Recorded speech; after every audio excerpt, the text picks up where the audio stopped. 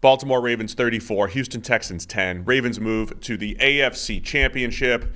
As we had mentioned on the preview show, sometimes you forget how good teams are coming off their bye. And look, the 49ers had some ups and downs in their game, which we'll get to. But Baltimore looked pretty good and pulled away in the second half. It was 10-10. It was a big turning point in the game, which I'll get to. But Lamar Jackson finishes 16 of 22 for 152 and 2 passing touchdowns, but also 11 carries for 100 yards, 2 rushing touchdowns. First quarterback in NFL history to have 2 passing and 2 rushing touchdowns, I believe. Is that what it was? There was some stat. You always get those stats. The first guy to ever do this, and this. But 2 passing and 2 rushing touchdowns for Lamar Jackson as the Ravens pull away in the second half. Yeah, the second half certainly felt like exactly what you were talking about in the preview show, which is, sometimes you forget just how good that 1 seed is. They rock up and they're just better than the team that made it through the wild cards. And that was what the second half of this game was. It was close in the first half. The punt return touchdown maybe made it look closer than it actually was. But certainly in the second half, the Ravens were 24-0 or something in the second half. They scored, the Texans couldn't. And therefore, Baltimore just eased away consistently in the second half, and they were better on both sides of the ball. The punt return you mentioned, Steven Sims, it was 10-3 Baltimore, and Houston was really struggling moving the ball offensively. Yeah, they basically couldn't get anything going on offense all game. Right. They had the punt return touchdown, and they'd only just got the 3 points before that. They were struggling completely on that side of the ball throughout. Baltimore started slowly and then started scoring, and that was all she wrote. Yeah, Steven Sims with a 67-yard punt return to make it 10-10 before the half. And then Baltimore gets the ball back. They had a chance to maybe score just before halftime. Lamar Jackson gets sacked a couple times, didn't really have an opportunity to score. So again, Houston, it felt like they had the momentum, Sam. Houston had an opportunity to it was a big play to at least keep them in it. But as you said, Houston they were unable to do anything offensively. Early down runs to nowhere for the Texans. The Ravens' run defense was very good. Devin Singletary finishes with just nine carries for 22 yards, a bunch of them on first down. He had a 16-yarder in there, but other than that, they were really going for nothing, putting Houston against behind the sticks. John Harbaugh at halftime, I don't know if you listened to his interview, just seemed very confident. A lot of what Harbaugh said, I think both before the game, during the game, after the game, basically implying Lamar Jackson's locked in, this team's locked in, they feel really confident in just how good they are. There's like a real subtle confidence with this team. And John Harbaugh was basically implying like, hey, we think we're going to, maybe pull away here in the second half. He didn't say it like that, but he was implying it, and that's exactly what the Ravens did. Yeah, I think certainly you would expect it. It was a close game in that first half, but Baltimore's defense looked so good, and they were really stymieing anything the Texans were trying to get going at all. The Texans weren't helping themselves either. They had more penalties before the end of the first quarter than they had in the entire game against the Browns. It's like, okay, it's already hard. You don't need to make it harder with false starts and a bunch of other penalties in there as well. It's going to be a problem unless they figure out some way of getting offense going, because eventually Baltimore will. Like we've seen this season, they're too hard to stop for the entirety of the game because eventually Lamar Jackson's going to take over. And even in that first half, they were blitzing the hell out of him, the Texans. They blitzed him like 70% of the time or something in the first half. They had just held him before that punt return touchdown. It's like eventually it's just too hard to keep that up for an entire game. Eventually they're going to get some stuff going, and unless you're able to answer when they do, you're going to lose. Arthur Millette, the nickel corner, he had 3 blitzes, all pressure. The Ravens, I think that is what makes the Ravens so good, both sides of the ball. They're just well-rounded, man. It was very fundamentally sound. They're going to stop the run on first down. Jadeveon Clowney had a big game. Justin Madubuike. So the defensive line has a big game. And then when you get into second and third and long, they can blitz, they can play coverage, they can disguise it, they can create a little bit of indecision in the secondary. And they did this without Marlon Humphrey on the defensive side of the ball. They did it without Mark Andrews on the offensive side of the ball. Andrews should be back for the AFC Championship. We'll see about Humphrey, right? I mean, there's a chance he could play next week. Yeah. But either way, again, Baltimore, really well-rounded effort from them. Madubuike, who I highlighted, 8 pressures for him on the defensive line for the Ravens, a guy that had so many sacks this year, a lot of hustle and cleanup sacks, but this was one of his better pure pass rushing performances on the interior. Baltimore is just too much because Houston only scored 3 points offensively. The punt return was their only touchdown. So dominant outing from Baltimore. Run game was huge. I mean, the Texans kept hammering away at it, hoping that sooner or later the weight of carries will break. Devin Singletary had a couple of nice runs in there, but they got 38 net rushing yards for the game. Baltimore had 229 net rushing yards for the game. They kept hammering away, and it worked the longer the game went on. The Texans defense, it looked like it got tired. I think they just ran out of steam. They did a really nice job early. They had some really nice plays. They did manage to just about get off the field, but then they were right back on the field again. And it's like eventually, again, you're going to run out of steam to keep that kind of offense under check, and they weren't able to do it. Just a complete contrast in one team could not run the ball, the other team could run the ball pretty much at will. I want to talk more about the Ravens offense, but here, to me, the turning point in the game, it was 10-10, early third quarter, Ravens driving, coming out of the half, and they're in the red zone. Lamar Jackson drops back to throw in the end zone, and Jalen Petrie kind of pulls off his coverage to jump the pass, basically, and drops the interception in the end zone. I don't even think it was a bad read from Lamar all that much, as much as it really was just a great play by Petrie. They double posts. Petrie's covering the inside post. He's got his eyes on the quarterback.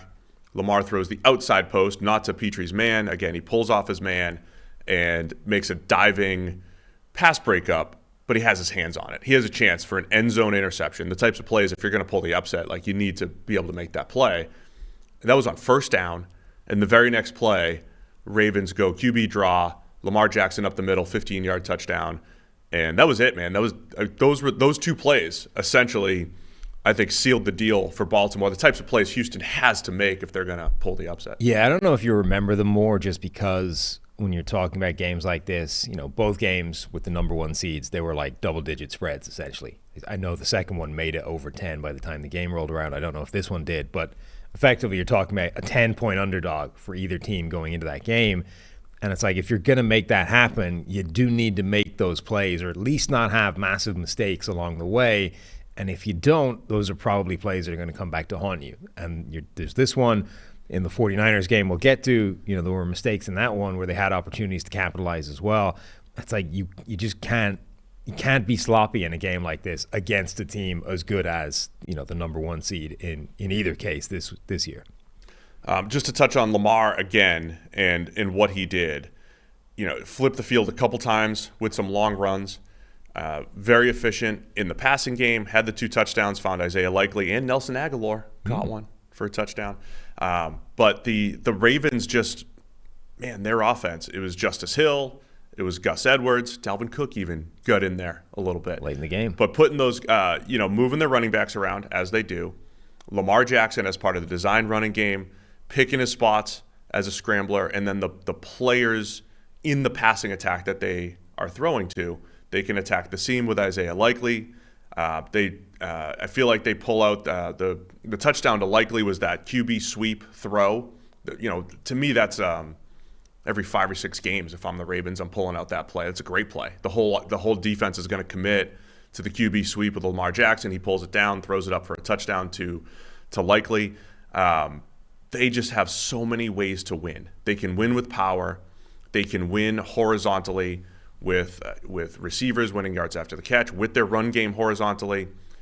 The Ravens are just, man, it's just a well-rounded attack, and you saw all of that in this game. And defense. I mean, their defense is incredible as well, all the way through the game. One point the Texans broke out that, remember the sort of double screen up the middle thing that the Seahawks ran a few weeks ago? Like Bobby seemed to reach a point in the game, Bobby Slowick, where he was like, nothing's working, let's pull out all the trick plays.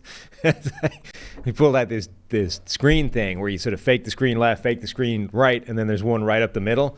And who was it the Seahawks did it against? And it was wide open. Like everything was. San Francisco. Yeah, and it was completely open up the middle. So the 49ers, another good defense, and they dropped it completely, and the tight end just could run right up the middle for a touchdown. Well, the Texans ran it, and not only was it Travis Jones got a hand on it to deflect it, but Kyle Hamilton was driving on it. I don't think he'd have made the play, but it wasn't going anywhere. Like he was going to hit and tackle the tight end right as he caught the ball. If not, break it up. If not, make a play on it. He ends up getting the almost interception out of it. But they had everything the Texans were doing absolutely locked down. That defense is so good. They were able to get pass rush with the stable of guys they have up front, guys like Kyle Hamilton on the back end. And as you said, even with injuries in that secondary, it didn't matter. It was at the they did the throwback screen too. Was that the throw? That's a different one. That was a different one. It was interesting because you had Aikman and it was Aikman and Buck on the call, right? I think Aikman was basically saying, talking to Bobby before the game, they didn't think they could take traditional shot plays against the Ravens, so it was going to be trick plays, right? To create explosives against Baltimore, they went with trick plays because that one. I think they had one where they threw it back to Stroud and then set up a screen. They barely got that off. And they barely got that one, right? So when Bobby gets a head coaching job, he promised us he'd join the show. He did. And, that's one of those, I think, insight into game planning and where play calls come from during the week when you're preparing for the week. To look at this Ravens defense and say, we can't really take traditional shot plays. We're going to have to dial up 2, 3, 4 trick plays as the underdog, right? I wonder how much that. Which ordinarily I would say I would like applaud as a strategy. I would say trick plays generally are probably underused in the NFL. Yeah. I'm all for getting to a playoff game, pulling out like 4 or 5 of them in a game. But everything they did, the Ravens just had absolutely locked down. Like that would be an interesting question to ask him when he comes on the show. Like, what the hell do you do in a game like this where nothing's working? Like, nothing is going your way. Yeah. What's like the call sheet with all the little subcategories? Where's the category for nothing is going right today? Like, here's a good play. Find the good place. Right. If you look at the PFF grades, too, both sides, like we mentioned the Ravens defense, how well they played, taking everything away from Houston. Houston's grades aren't going to be all that good either because, again, Baltimore could run, efficient passing attack. It was just very smooth number 1 seed taking care of business. The Ravens now, they haven't hosted a championship game since it was the Baltimore Colts playing. The Ravens have never hosted a championship game. I know. Isn't that kind of crazy? Yeah, they've played on the road in New England. Is it just twice in New England that they played? 2011 and 12? 12 they go to the Super Bowl. Yeah, I mean, they went on that run in 2012. You have the 2000 Ravens, et cetera, but they've never... 2000 Ravens were in Oakland against the Raiders. Yeah, they've never hosted the championship game themselves. That stadium was bumping. Yeah. The stadium was bumping in Baltimore. The other interesting, the Texans took the ball. Apparently the first time this season they've done that. The Texans? Yeah. So teams... And then went 3 and out. It's like, we'll try to get momentum. We'll try and see. Yeah. We're seeing that a little bit more the last... Well, I mean, the Packers, it's made some sense the last 2 weeks for them. It was interesting that this was the first time apparently all season the Texans had won the toss and taken the ball and tried to seize momentum. And then this was the flip side of how that can go wrong. They went 3 and out, and it's like, oh, crap. Now we just gave away that for nothing. I am always a huge proponent of deferring. I would almost always defer. I just think there is a couple of very limited circumstances in which it makes sense to take the ball, and both of them happened for the Packers in the last 2 weeks. Yeah, and I mean, if I knew I was going to score a touchdown, maybe I'd take the ball. Like either, but if I knew I was going to score a touchdown, I'd rather have it in the second half too. Sure. Well, yeah, except if it's against Dallas in the playoffs, Maybe. Like I think there's a lot of value to like, oh, that team is psychologically weak. Yeah. Let's drop the hammer on them right out of the gate and see what happens. And then I think the similar story is true for the 49ers, not because of weakness, but because I think there is value in putting that team out of their game script situation. So Green Bay had both of the instances that I would take the ball come up in the last 2 weeks. I don't know that it applied for Houston this week. All right, while we're talking about Baltimore, why don't we talk about a very special deal? Yes. We'll just get it in honor of the Ravens making it through to a conference championship and hosting a game for the first time since it was the Baltimore Colts. Yeah. I assume with Johnny Unitas, though, frankly, I'm not going to check. Almost certainly. Right. So you know that the tailgate over at Jimmy's Seafood is going to be, what did I say? Off the chain? Is that how you would say it? You should never say Boomer? that. It's going to be exciting next week in Baltimore. Our friends over at Jimmy's Seafood, if you follow them on Twitter, huge Baltimore Ravens fans. And we were talking to our friends over at Jimmy's. You've been over there. They took great care of you. That's right. Have you never been to Jimmy's? I never got to go. Now, I've eaten their food. You have eaten the food because Right. we got the box. I've eaten their food the same way our listeners can now eat their food. Well, this is the thing. So Jimmy's Seafood, they obviously have the restaurant there, which is freaking amazing. They have these giant tailgates. They're in the stadium, I think. They've got the food trucks. They've got all kinds of stuff, but they also ship the stuff out to people, i.e. us. Yes. And listeners. So here's what you can do. Jimmy's Seafood, we have a special promo code for them, PFF NFL Pod. That's the promo, and you get free shipping for orders over $125. Yes. That is a special deal just for our listeners, because we talked to the guys over at Jimmy's. We said, we love your food. Send us some food, and we'll get our listeners a special deal, free shipping over $125. It's perfect for the Super Bowl. Again, they're diehard Ravens fans. They love PFF over there. And the crab cakes. Crab cakes are amazing. So here's the thing, right? We gotta help the people out, give them some direction here, because they have they have various, I think, standard care boxes or whatever that you can get. I would build your own, and I would go certainly what has to be in the box. The crab cakes are a given. You got to have the crab cakes. They're good. Crab dip is also very good. The crab cake egg rolls are maybe the greatest substance, the greatest food item that has ever been created by anybody, ever.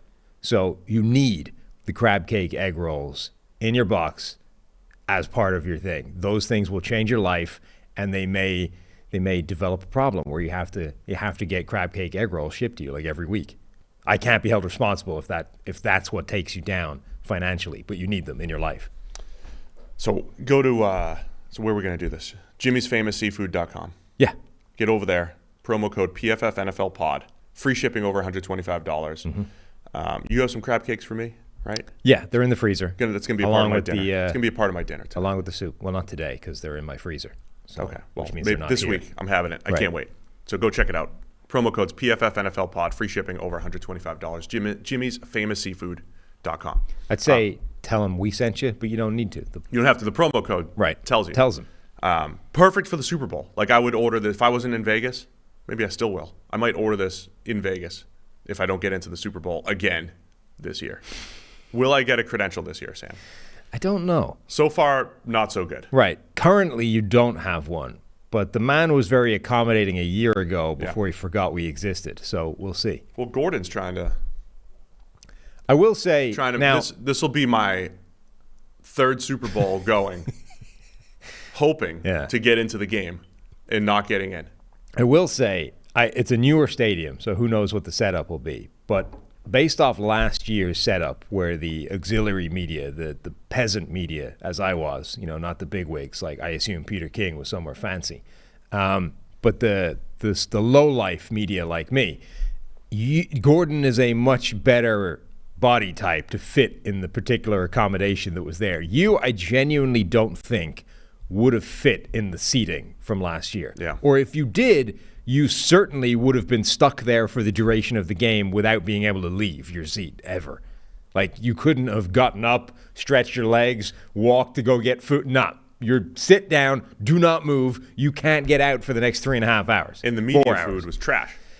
Yeah, it was a lunchbox, which you wouldn't have been able to get it. You would have been sitting in your seat, trapped, without being able to get access to the lunchbox. I would have had to go and get your lunchbox food for you that you wouldn't have wanted to eat. And I ordered 50 wings in my hotel room instead. Then your lunchbox would have just been trapped in your small square of footage that took up all your entire desk. It would have been a nightmare. If you're new to the show, it's probably worth just going back to our Super Bowl show to hear that discussion, how we had different experiences on Super Bowl Sunday. But we had fun.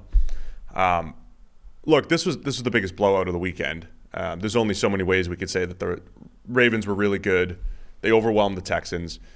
Look, Houston was hot too, right? They were hot. Both sides of the ball.